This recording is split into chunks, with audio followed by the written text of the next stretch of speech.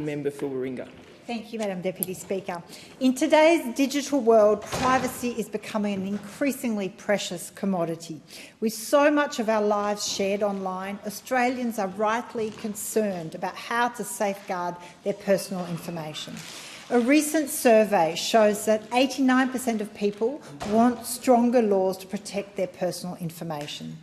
Although, concerningly, only 32% of Australians feel they have control over their own data. That is telling.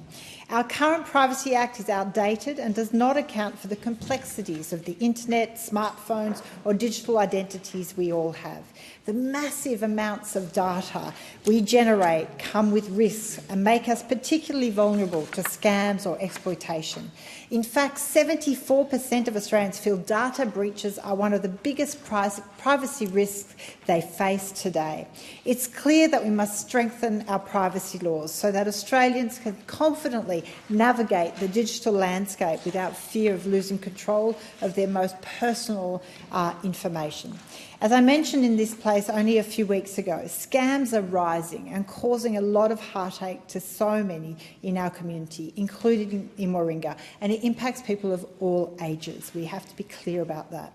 96% of Australians were exposed to scams in the 5 years up to 2021 alone, and that is increasing in the last few years. In 2023, we lost some $2.74 billion to scammers, and that is more than $5,200 per minute, and much of it is online.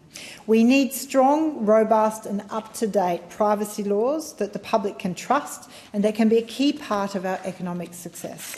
It means government and companies of all stripes must invest in the appropriate measures to keep people's information and data safe. Too often we hear of data breaches that are impacting a huge amount of Australians.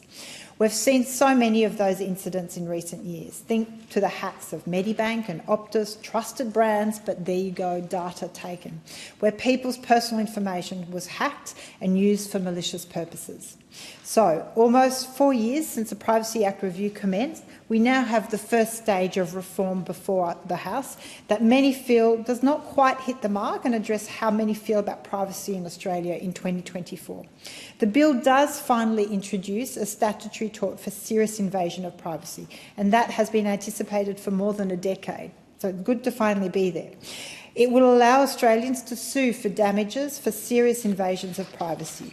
This is either an intrusion into seclusion, for example, being filmed in a private place, or misuse of information relating to a person where they had a reasonable expectation of privacy. So I think it's important to emphasise the threshold has been put at serious invasions of privacy. So the law will only apply if that invasion is considered serious, it meets that threshold, and it's committed intentionally or recklessly. Serious harms caused by an organisation's negligence would not be enough. So, which is concerning because they are certainly the most high-profile and and data breaches that have impacted the highest number of people. The bill also includes an anti-doxing offence with prison sentences of up to 7 years. It's in part a response to an incident earlier this year when the personal details of hundreds of Jewish members of an online support group were published without their consent, leading to great concerns by so many in the community. It also provides a process for a potential children's privacy code and a tiered penalties that provide lower fines for more minor breaches of the Act. It is good to see this bill not place any further compliance obligations on small businesses. We know that is a difficulty. And whilst we want everyone's privacy and information protected, it falls to larger companies and corporations to do much of the heavy lifting in this area, particularly the social media companies and platforms.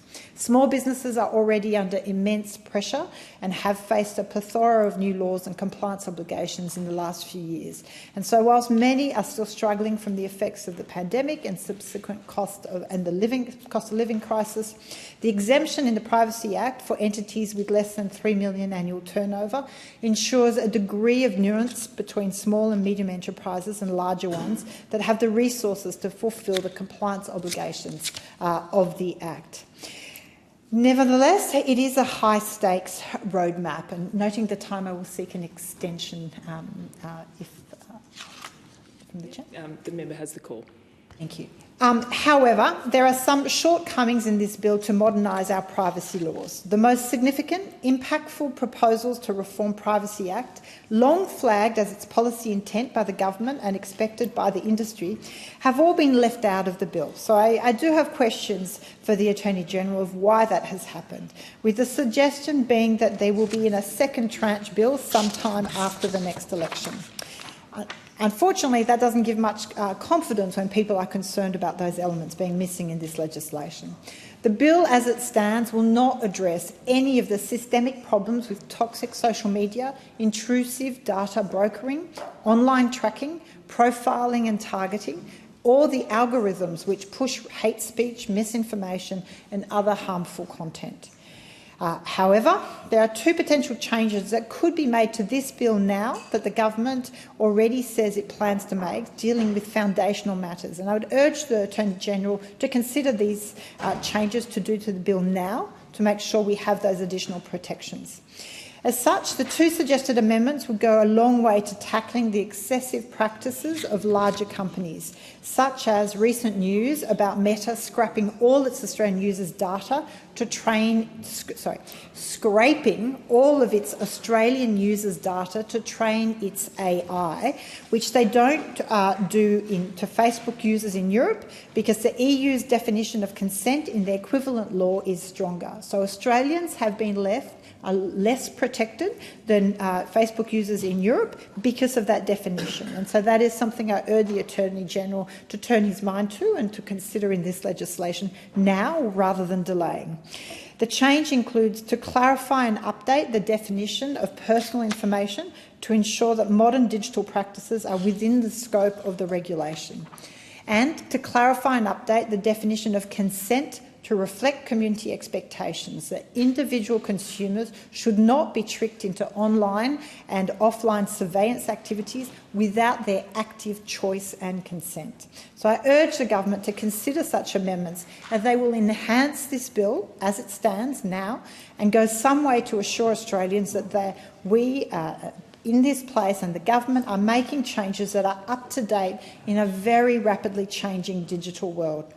I would also ask the government to consider amending the laws of contempt as part of its wider privacy reform considerations, specifically with the way court materials are and have been leaked to the media in recent instances, in particular in the case of the proceedings relating to incidents in this place, and such as the Lehman civil trial that concluded earlier this year. It's clear that material reached the media that was obtained under court order, but there was no repercussions for this breach. And the difficulty is our privacy laws allows exceptions for news and media, which is appropriate in a democracy. We want free media. But with that freedom comes responsibilities for it to be used in accordance with the law, in accordance with the rules, especially our rules in court, and with due care and responsibility. And I feel that that has been lacking. That line has been blurring for some time, and it's time for there to be some regulatory catch-up to ensure all in our public discourse deal with information sensitively and appropriately, especially when it involves private material that is then used in the media inappropriately. It's an issue I intend to continue looking at, in particular through legislative amendments.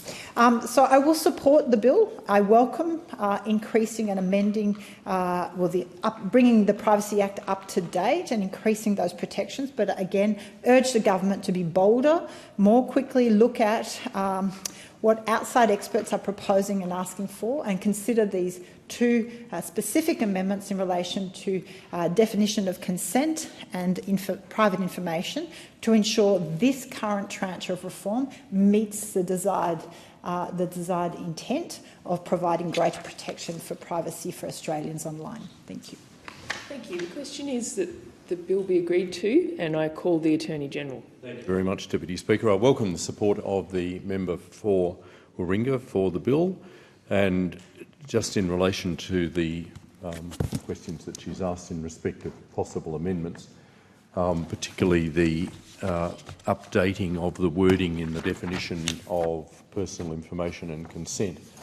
As I've made clear in introducing this bill, this is the first stage of the government's commitment to amending the Privacy Act, overall with the intent of providing individuals with greater control over their personal information. The particular matters that the member for Warringah has mentioned, that is the definitions of personal information and consent, were matters that were considered as part of the broad Privacy Act review that was undertaken by the Attorney-General's Department, and that we have published both the review and the government's response to that review earlier this year. The government has agreed in principle that the definitions of both of those terms should be updated, and I want to make it clear that we intend to continue to advance the proposals that we have agreed in principle to progress in our response to the Privacy Act review. We are continuing with targeted consultation with stakeholders on draft provisions.